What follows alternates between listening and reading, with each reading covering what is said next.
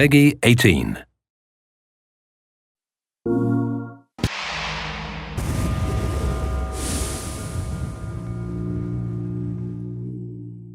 Oh, check these 4 puddles. Oh no.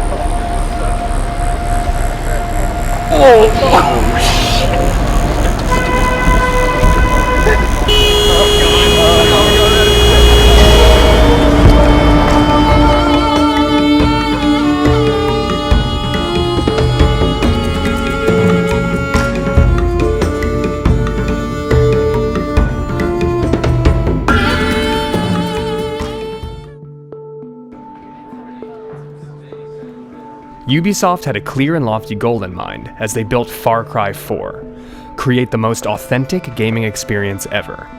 The dedicated developers in Montreal were step 1. Immersion in the game's inspiration, the Himalayas, was step 2.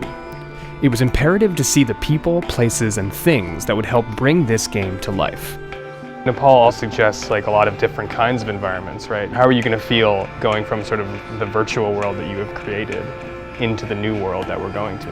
In my head I have this Wikipedia idea of what Nepal is. I've been reading about what makes it the way it is right now, what's been happening over the last 10 years, the last 1,000 years.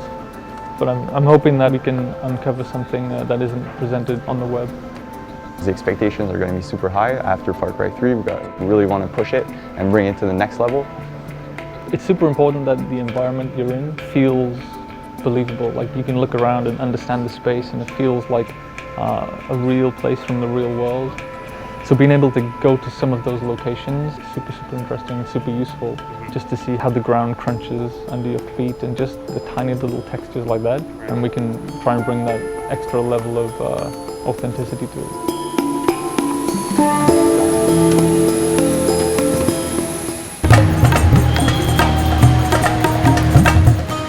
Arriving in Kathmandu was intense. The end of the Nepali Civil War meant a mass migration into the city, and with it came mass pollution, overpopulation, and the sense that an ancient city wasn't ready for modernity to be thrust upon it. Everyone seemed to be experiencing that sensory overload, too. It's visually super noisy. I'm having trouble processing everything that I'm seeing because I'm trying to remember it all. I'm like, that's useful. Oh, that's super useful. That post is incredible. That texture is awesome. Right now I'm just trying to absorb it all. Local rumor had it that an animal sacrifice was going to be happening to appease the gods after the monsoon, or maybe just to appease the gods in general. It was sort of unclear. But Nepal has strong ties to its past, so attending an animal sacrifice is significant in understanding traditional Nepali culture. It was a perfect introduction to the country.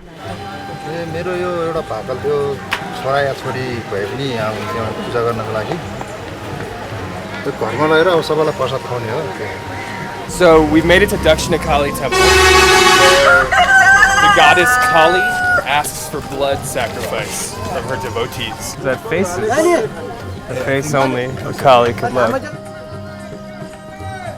So we're gonna follow them to the altar where that goat will be sacrificed to slake the thirst of Kali.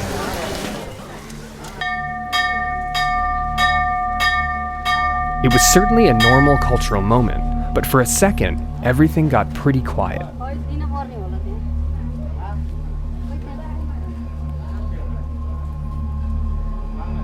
I was expecting like a clean cut, but the whole like slice and then guide.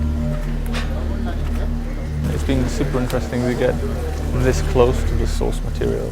It's like it's the kind of experience that we can never normally get, and I haven't had working on the game before.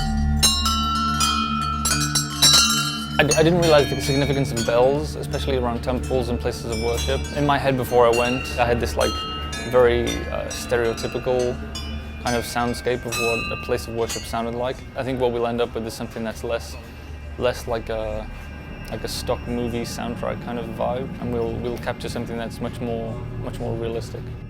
After a brief foray into animal sacrifice, a small plane was taken to Pokhara, a town famous for both being a gateway to the Himalayan highlands and the home base for Nepal's legendary fighting Gurkha.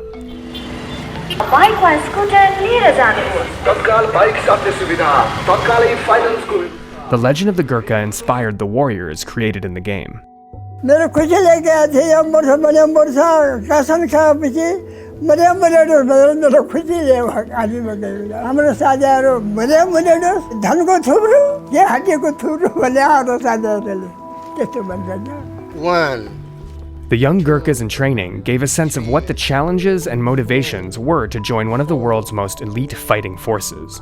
They were established by the British Empire in the mid-19th century and have fought alongside British special forces ever since. It's often said, if a man says he's not afraid of dying, he's either lying or is a Gurkha. Mark and Phil, you guys studied Gurkhas a lot as you were developing the game, right? Yeah. And so what is it like now actually meeting young dudes who are trying to be Gurkhas? It's interesting to meet the personalities behind that, just to see how dedicated people are to actually achieving that. Like these guys will try year after year after year to get in. The dedication is pretty intense. I have been trying British Army for 4 times, and this is my last time. Gurkhas are very closely associated with the Kukri, a curved do-it-all weapon that's been referred to as the Gurkha blade. Kukris चल्छ नि अनि सन खानु भएपछि के गर्ने ठान्दैन भने खुकुरी तान्यो खेल्यो हान्ने त्यसले गोर्खा बाजेले भन्ने पहिले गर्नु। Just a few years ago, a retired Gurkha successfully fought off 40 thieves who had hijacked a train, killing 3 of them and seriously injuring 8 others, with just a kukri. It's also the primary blade used in Far Cry 4. We will die for Gurkhas if we are selected for British Army. Gurkha. It was becoming apparent that pride came with being a native of the Himalayas. As the journey continued towards the guerrilla trail, the roads were getting narrower and more perilous. The conversations with the young Gurkhas weighed heavily on everyone's minds. There was a looming sense that an intense few days were to come, as the developers were going to meet the real people behind the game they wanted to create, people whose lives had been torn apart by the Civil War.